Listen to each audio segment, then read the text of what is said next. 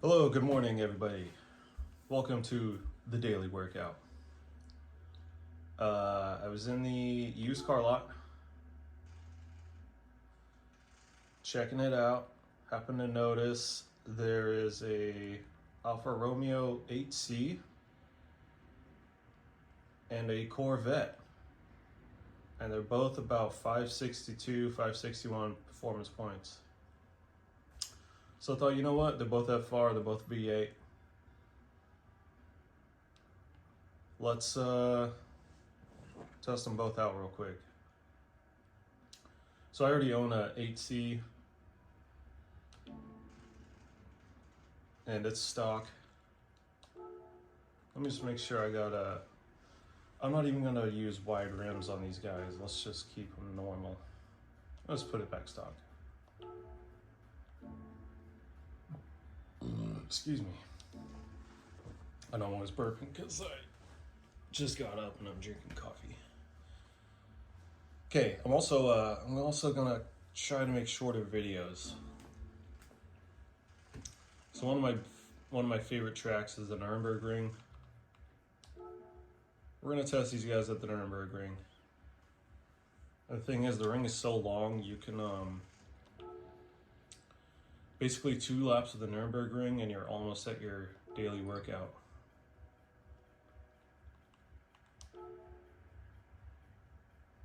Look at that, 12.9 miles. So what does that come out to? 24, 25, yeah, it's like 26 miles. So we'll hit 1 lap with this, 1 lap with the Corvette, see how they do. What kind of tires do they have? Sport hards. All right, let's go for it.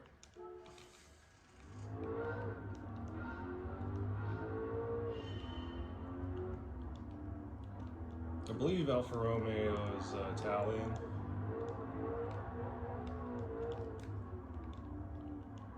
In case you didn't know, there's a European FR V8 from Italy.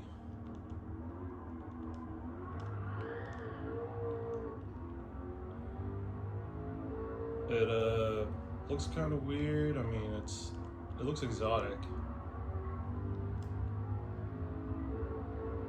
I don't think I've ever seen one in real life. They're kind of rare in that regard, at least here in America.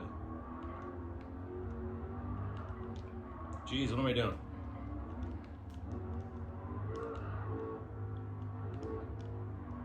Again, I use a controller, so I don't have good throttle control.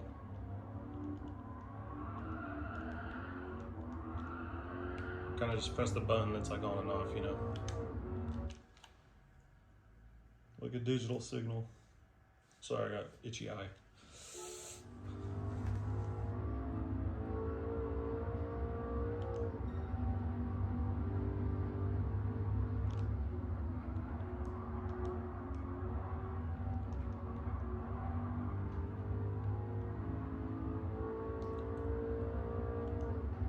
Yeah, I think too with doing 1 lap. Ah, man. Sorry. Like I said, I just woke up. My eyes kind of, I get allergies this time of year. My eyes get messed up.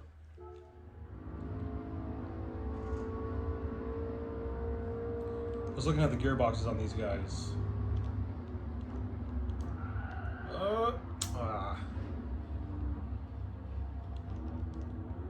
And yeah, this car's got pretty linear gears. And the Corvette does not. Those are kind of all over the place. I'll show you when I get in it.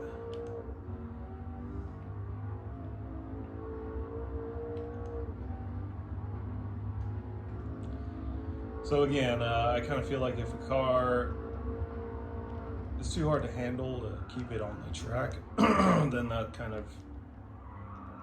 that goes into account of the lap time. If you can't keep a car on the track, then it's just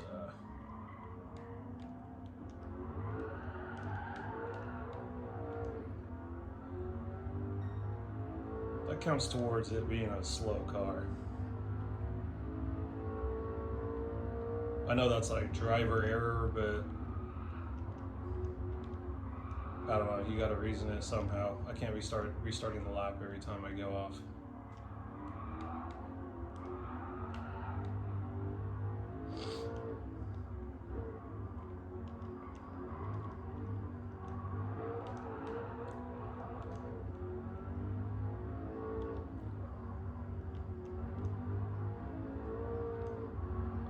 You know what I was trying to figure out how to do is,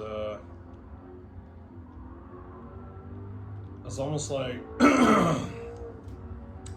don't know if it makes sense to watch me drive it and then watch the replay.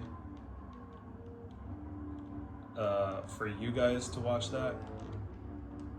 But I'm like, well, I wonder what you guys would prefer to watch, me driving or the POV driver or the replay. But I was also wondering, okay, well, what if I could drive it and do the voiceover and then just add that to the replay?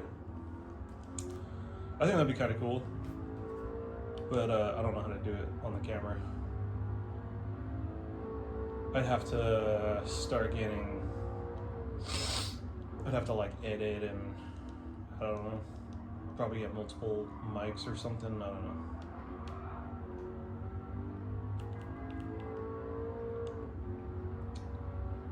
So yeah, this car is pretty sturdy. I noticed too it has the weight balance it's heavier in the rear. It must have the transmission in the back. And yeah, it's pretty stable, but I'm just driving like an idiot right now. I'm not warmed up, new car.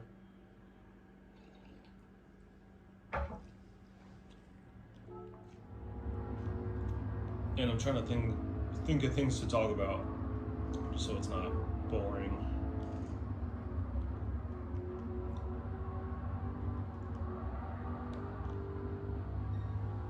But anyway, here we are.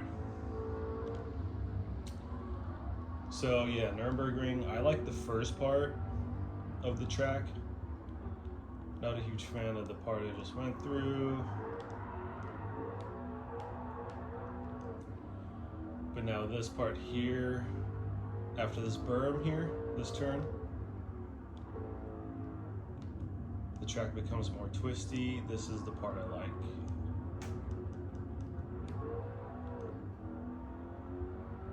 This is the part I kind of skip to when I'm watching the replay, is coming through all of these turns, the little elevation changes.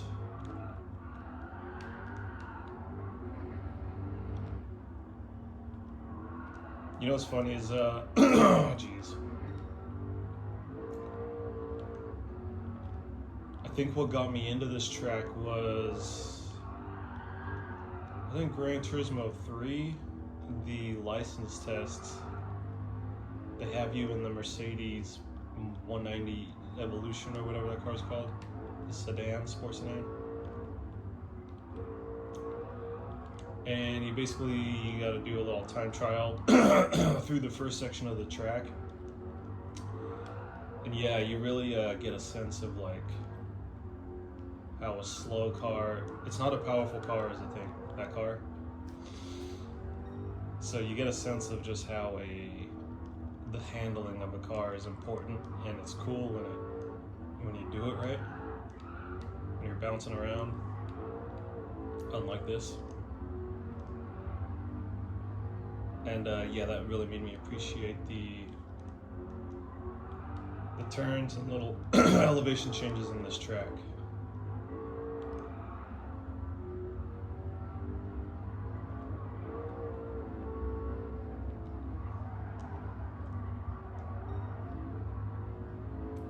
So I don't know how many people like really, I don't hear many people acknowledge it, but you can, if you're going up over a hill, well, what I'm trying to say is you can control, obviously you can control a car going left to right, obviously, but you can also control that going up and down. So when you accelerate, the car points up, the front lifts up. When you brake, the front points down. And so you can use that when you're driving over hills. If you brake over a hill, you will keep your wheels on the ground because it's pointing down. Just a little tip. I don't ever hear anybody kind of acknowledge that, but that's why when you see cars go off of jumps, when you see a random redneck jump in his truck, they always nosedive, and that's because the suspension is like absorbing the lip of the jump, and it bucks the car forward. So what you got to do is kind of brake right before the lip so it compresses the springs. And then you accelerate off the ramp, and then that kind of jumps you off. So I'm talking about how to control the nosedive of a vehicle. I know I'm not very good at explaining things, but alright, 801.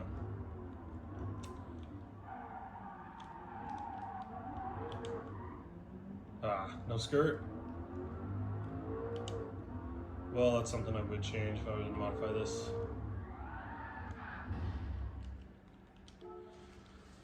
I'd make that 1-2 shift a little faster. Get a skirt in there.